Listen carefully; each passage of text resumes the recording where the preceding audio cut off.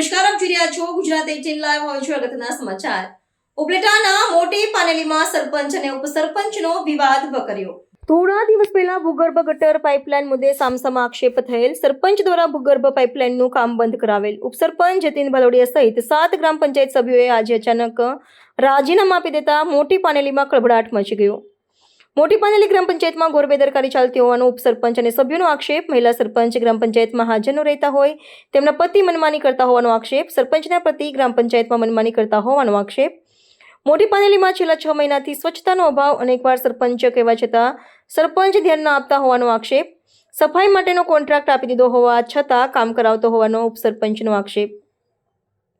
Contractor કર્મચારીઓને 1,20,000 પગાર દેવાય છે, છતાં કામ કરતા ન હોવાનો આક્ષેપ. અનેકવાર રજૂઆત કરવા છતાં ગામમાં વિકાસના કામો થતા ન હોય. આપ્યા રાજીનામા. મોટી પાનેલીમાં એક સાથે ઉપસરપંચ અને 7 સભ્યોએ ગ્રામ પંચાયતમાંથી રાજીનામા આપતા મોટી પાનેલીમાં ખળભળાટ મચી ગયો હતો.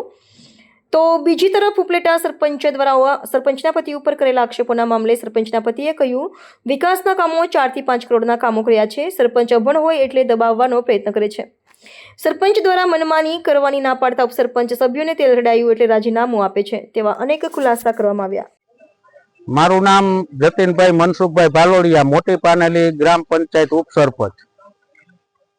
રાજીનામાનો પ્રશ્ન વાદ વિવાદ સરપંચના પતિ પોતાની મનમાની ચલાવે છે અને સ્વચ્છતાના પ્રશ્ને ગામ આખામાં આજે 6 મહિનાથી આ ગામમાં સ્વચ્છતા નથી થઈ. અમે કોન્ટ્રાક્ટ પણ આપી દીધો, પણ હજી કોન્ટ્રાક્ટ જે લોકોને દીધો છે એને કામ પર વળગાડેલા નથી.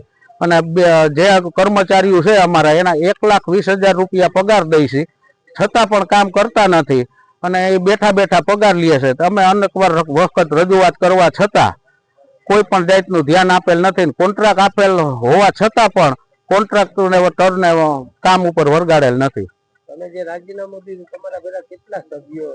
મારા ભેગા 7, મારા સહિત 7 સભ્યોએ રાજીનામા આપેલા છે. આગળની તમારી પરિસ્થિતિ માગણી શું રહેશે?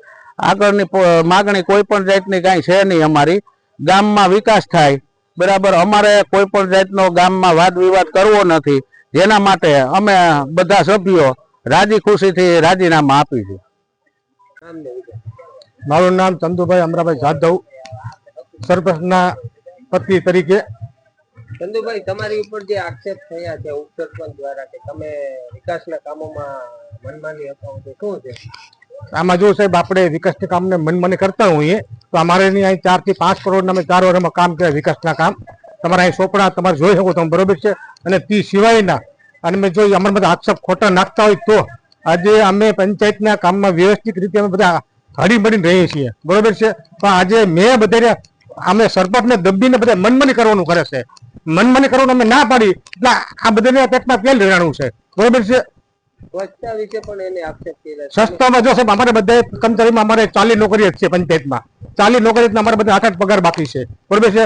અમે વારંવાર રજૂઆત કરતા ટીડીઓ સાહેબને, ઉપર અધિકારીને રજૂઆત કરતા અમારી 28 તમારી જે ઓક્ટોબરની ગ્રાન્ટ છે કેટલા ટાઈમથી બાકી છે, કેટલી બાકી, કેમ નથી? એક તો અમારે ઓક્ટોબરની ગ્રાન્ટ 10 મહિનાની બાકી છે અને બીજી 26 લાખની ગ્રાન્ટ બાકી છે અમારી. એટલે અટકરે અમારે 30 લાખ જેવું પંચાયતની ગ્રાન્ટ બાકી છે. વારંવાર અમે રજૂઆત કરીએ છીએ આજે તાલુકાને, આ તે બધાને જિલ્લામાં, બરોબર છે. તો વારંવાર બધા બાના કાઢે છે. 2 દીમાં દે, 5 દીમાં દે, 10 દીમાં દે, 20 દીમાં દે, કામ કરતા 4 વાર ઠેકાડી દીધા, બરોબર છે. હવે આજે 8 પગાર બીજાના બાકી છે અને બીજા બધા કે બીજી આપણે બીજા માણસો રાખી લઈએ તો આ 8 પગાર દેવાય પછી બીજા રાખીએ કે મને અમે. આ પંચાયતના જે સભ્યો 7 સભ્યો છે તેમને રાજીનામા દીધા, એ રીતે શું? સભ્ય જો આજે સભ્ય રાજીનામું દીધું હોય, બરોબર છે. આજે લોકશાહી છે, બરોબર છે. અને આમાં 4 વર્ષથી બધા મનમાની કરતા, બરોબર છે. હો કામ કરતા હતા, સરપંચને ખબર ના હોય, બરોબર છે. અને બધા કામ કરતા હતા એટલે આ સરપંચ દેશી છે, અંગોઠા સાહેબ છે, બરોબર છે. એટલે એને એમ કીધું ભાઈ મારે બીજા કોઈ કામ ના કરતા, અને જો તાલુકામાં કોઈ મંજૂરી ના મળે તો તમે કામ તમે ના કરતા.